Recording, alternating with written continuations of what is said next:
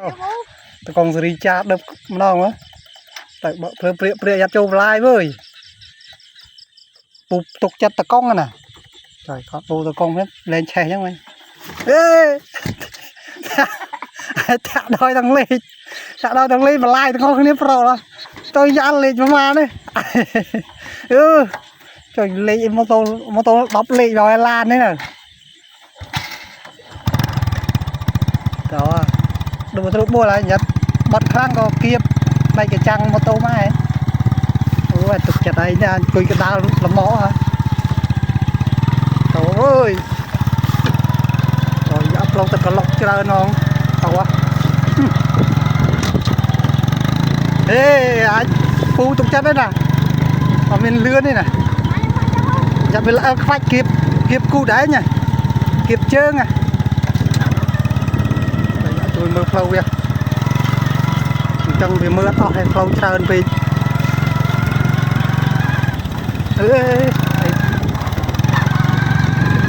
nằm lên chứ đâu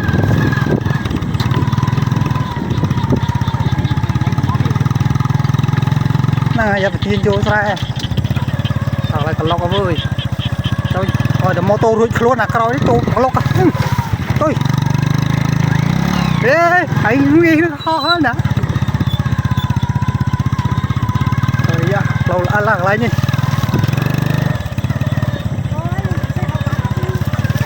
ôi mất mình mưa to nè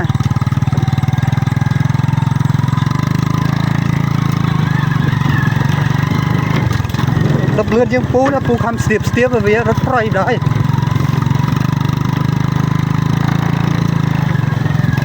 anh hỏi gì chứ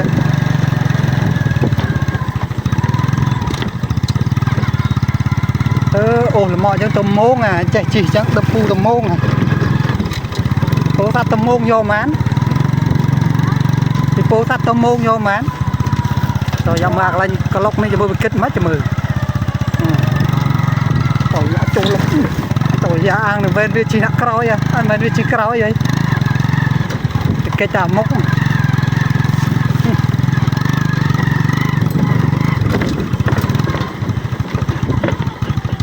ở bên trong ấy nè đấy thuốc bắt à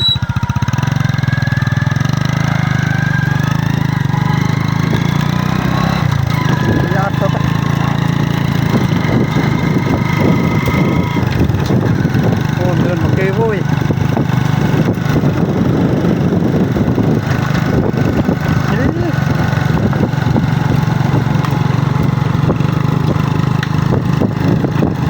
một cái mơ bánh phù mơ mà bao những bay con cái chèn lươn là thông